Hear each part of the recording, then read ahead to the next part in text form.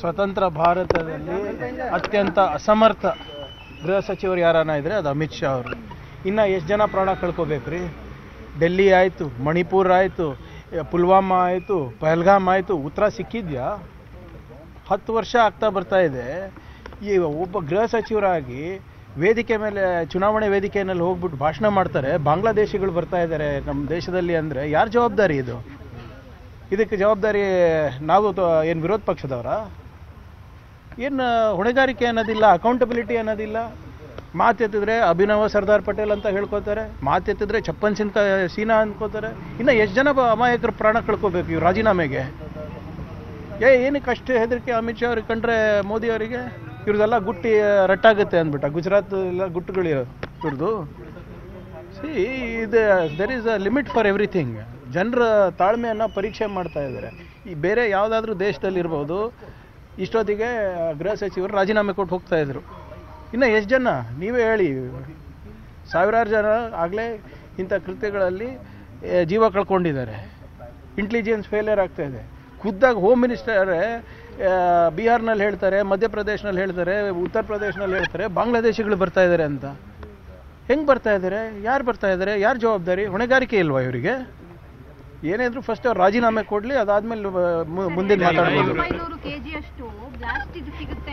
Exactly madam, whose responsibility is it? Accountability ಕೇಂದ್ರ ಸರ್ಕಾರಕ್ಕೆ ಇಲ್ವಾ? ಬರೀ ಕಾಂಗ್ರೆಸ್ ಸರ್ಕಾರಗಳಿರೋದಾ? ರಾಜ್ಯ ಸರ್ಕಾರಕ್ಕೆ ಇರೋದಾ? ಅಥವಾ ವಿರೋಧ ಪಕ್ಷಕ್ಕೆ ಇರೋದಾ? ಇವ್ರದ್ದು ಅಕೌಂಟಬಿಲಿಟಿನೇ ಇಲ್ವಾ? ಇವ್ರಿಗೇನು ಪ್ರಶ್ನೆ ಮಾಡಬಾರ್ದಾ? ಎಲ್ಲಿದ್ದಾರೆ? ಕಳಿಸ್ಲಿ. ಅವರೆಲ್ಲ RSSನವ್ರು, ದೇಶಭಕ್ತರು, ಕಳಿಸ್ಲಿ ಅವರಿಗೆ ಗಡಿ ಹತ್ರ. ದೊಡ್ಡ ದೊಡ್ಡ ಮಾತಾಡ್ತಾರಲ್ಲ, ಈ ಸಂದರ್ಭದಲ್ಲಿ ಏನಂತಾರೆ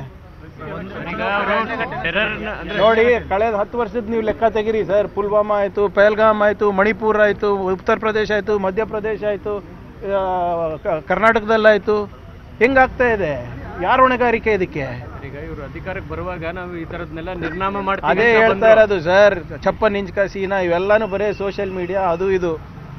ಅಭಿನವ ಸರ್ದಾರ್ ಪಟೇಲ್ ಎಲ್ಲಿ ಗಾಯಬಾದ್ರು? ಅಕೌಂಟಬಿಲಿಟಿ ಕೊಡಲಿ. ಸ್ವತಂತ್ರ ಭಾರತದಲ್ಲಿ ಅತ್ಯಂತ ಅಸಮರ್ಥ ಗೃಹ ಸಚಿವರು ಯಾರನ್ನ ಇದ್ರೆ ಅದು ಅಮಿತ್ ಶಾ ಅವರು. ಇನ್ನು ಎಷ್ಟು ಜನ ಪ್ರಾಣ ಕಳ್ಕೋಬೇಕ್ರಿ? ಡೆಲ್ಲಿ ಆಯಿತು, ಮಣಿಪುರ ಆಯಿತು, ಪುಲ್ವಾಮಾ ಆಯಿತು, ಪಹಲ್ಗಾಮ್ ಆಯಿತು, ಉತ್ತರ ಸಿಕ್ಕಿದ್ಯಾ? 10 ವರ್ಷ ಆಗ್ತಾ ಬರ್ತಾ ಇದೆ. ಈ ಒಬ್ಬ ಗೃಹ ಸಚಿವರಾಗಿ ವೇದಿಕೆ ಮೇಲೆ, ಚುನಾವಣೆ ವೇದಿಕೆಯಲ್ಲಿ ಹೋಗ್ಬಿಟ್ಟು ಭಾಷಣ ಮಾಡ್ತಾರೆ, ಬಾಂಗ್ಲಾದೇಶಿಗಳು ಬರ್ತಾ ಇದ್ದಾರೆ ನಮ್ಮ ದೇಶದಲ್ಲಿ ಅಂದರೆ ಯಾರು ಜವಾಬ್ದಾರಿ? ಇದಕ್ಕೆ ಜವಾಬ್ದಾರಿ ನಾವು ಏನು ವಿರೋಧ ಪಕ್ಷದವರ? ಏನು ಹೊಣೆಗಾರಿಕೆ ಅನ್ನೋದಿಲ್ಲ, ಅಕೌಂಟಬಿಲಿಟಿ ಅನ್ನೋದಿಲ್ಲ. ಮಾತೆತ್ತಿದ್ರೆ ಅಭಿನವ ಸರ್ದಾರ್ ಪಟೇಲ್ ಅಂತ ಹೇಳ್ಕೊತಾರೆ, ಮಾತೆತ್ತಿದ್ರೆ ಛಪ್ಪನ್ ಸಿಂಗ್ ಸೀನಾ ಅನ್ಕೋತಾರೆ. ಇನ್ನು ಎಷ್ಟು ಜನ ಅಮಾಯಕರು ಪ್ರಾಣ ಕಳ್ಕೋಬೇಕು ಇವ್ರು ರಾಜೀನಾಮೆಗೆ? ಏನಕ್ಕೆ ಅಷ್ಟು ಹೆದರಿಕೆ ಅಮಿತ್ ಶಾ ಅವ್ರಿಗೆ ಕಂಡ್ರೆ ಮೋದಿ ಅವರಿಗೆ? ಇವ್ರದೆಲ್ಲ ಗುಟ್ಟಿ ರಟ್ಟಾಗುತ್ತೆ ಅಂದ್ಬಿಟ್ಟ, ಗುಜರಾತ್ ಎಲ್ಲ ಗುಟ್ಟುಗಳು ಇವ್ರದ್ದು. See there is a limit for everything. ಜನರ ತಾಳ್ಮೆಯನ್ನು ಪರೀಕ್ಷೆ ಮಾಡ್ತಾ ಇದ್ದಾರೆ. ಈ ಬೇರೆ ಯಾವುದಾದ್ರೂ ದೇಶದಲ್ಲಿರ್ಬೋದು, ಇಷ್ಟೊತ್ತಿಗೆ ಗೃಹ ಸಚಿವರು ರಾಜೀನಾಮೆ ಕೊಟ್ಟು ಹೋಗ್ತಾ ಇದ್ರು. ಇನ್ನು ಎಷ್ಟು ಜನ ನೀವೇ ಹೇಳಿ? ಸಾವಿರಾರು ಜನ ಆಗಲೇ ಇಂಥ ಕೃತ್ಯಗಳಲ್ಲಿ ಜೀವ ಕಳ್ಕೊಂಡಿದ್ದಾರೆ. ಇಂಟೆಲಿಜೆನ್ಸ್ ಫೇಲಿಯರ್ ಆಗ್ತಾ ಇದೆ. ಖುದ್ದಾಗಿ ಹೋಮ್ ಮಿನಿಸ್ಟರೇ ಬಿಹಾರ್ನಲ್ಲಿ ಹೇಳ್ತಾರೆ, ಮಧ್ಯಪ್ರದೇಶನಲ್ಲಿ ಹೇಳ್ತಾರೆ, ಉತ್ತರ ಪ್ರದೇಶನಲ್ಲಿ ಹೇಳ್ತಾರೆ ಬಾಂಗ್ಲಾದೇಶಿಗಳು ಬರ್ತಾ ಇದ್ದಾರೆ ಅಂತ. ಹೆಂಗೆ ಬರ್ತಾ ಇದ್ದಾರೆ? ಯಾರು ಬರ್ತಾ ಇದ್ದಾರೆ? ಯಾರು ಜವಾಬ್ದಾರಿ? ಹೊಣೆಗಾರಿಕೆ ಇಲ್ವಾ ಇವರಿಗೆ? ಏನಾದರೂ ಫಸ್ಟ್ ಅವ್ರು ರಾಜೀನಾಮೆ ಕೊಡಲಿ, ಅದಾದ್ಮೇಲೆ ಮುಂದಿನ ಮಾತಾಡ್ಬೋದು. Exactly madam, whose responsibility is it? Accountability ಕೇಂದ್ರ ಸರ್ಕಾರಕ್ಕೆ ಇಲ್ವಾ? ಬರೀ ಕಾಂಗ್ರೆಸ್ ಸರ್ಕಾರಗಳಿರೋದಾ? ರಾಜ್ಯ ಸರ್ಕಾರಕ್ಕೆ ಇರೋದಾ? ಅಥವಾ ವಿರೋಧ ಪಕ್ಷಕ್ಕೆ ಇರೋದಾ? ಇವ್ರದ್ದು ಅಕೌಂಟಬಿಲಿಟಿನೇ ಇಲ್ವಾ? ಇವ್ರಿಗೇನು ಪ್ರಶ್ನೆ ಮಾಡಬಾರ್ದಾ? ಎಲ್ಲಿದ್ದಾರೆ? ಕಳಿಸ್ಲಿ. ಅವರೆಲ್ಲ RSSನವ್ರು, ದೇಶಭಕ್ತರು, ಕಳಿಸ್ಲಿ ಅವರಿಗೆ ಗಡಿ ಹತ್ರ. ದೊಡ್ಡ ದೊಡ್ಡ ಮಾತಾಡ್ತಾರಲ್ಲ, ಈ ಸಂದರ್ಭದಲ್ಲಿ ಏನಂತಾರೆ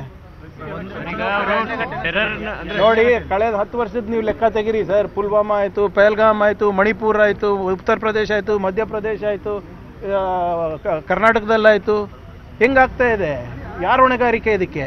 ಈಗ ಇವರು ಅಧಿಕಾರಕ್ಕೆ ಬರುವಾಗ ನಾವು ಈ ಥರದ್ನೆಲ್ಲ ನಿರ್ನಾಮ ಮಾಡ್ತೀವಿ. ಅದೇ ಹೇಳ್ತಾ ಇರೋದು ಸರ್. ಛಪ್ಪನ್ ಇಂಚ್ ಸೀನಾ ಇವೆಲ್ಲಾನು ಬರೀ ಸೋಷಿಯಲ್ ಮೀಡಿಯಾ, ಅದು ಇದು. ಅಭಿನವ ಸರ್ದಾರ್ ಪಟೇಲ್ ಎಲ್ಲಿ ಗಾಯಬಾದ್ರು? ಅಕೌಂಟಬಿಲಿಟಿ ಕೊಡಲಿ. ಈ ತರ ನಿರ್ಭೀತ, ನಿಷ್ಪಕ್ಷಪಾತ, ವಿಶ್ವಾಸಾರ್ಹ ಸುದ್ದಿಗಳಿಗೆ ಮತ್ತೊಂದು ಹೆಸರಾಗಿರುವ News18 ಕನ್ನಡ ಈಗ ಆಪ್ನಲ್ಲೂ ಲಭ್ಯವಿದೆ. ದಯವಿಟ್ಟು ಇಲ್ಲಿರುವ QR ಕೋಡ್ ಅನ್ನು ಸ್ಕ್ಯಾನ್ ಮಾಡಿಕೊಂಡು ಆಪ್ ಡೌನ್ಲೋಡ್ ಮಾಡೋದಕ್ಕೆ ಮರಿಬೇಡಿ. ನಿಮ್ಮ ಬೆಂಬಲ ಹೀಗೆ ಸದಾ ನಮ್ಮೊಂದಿಗಿರಲಿ. ಧನ್ಯವಾದ.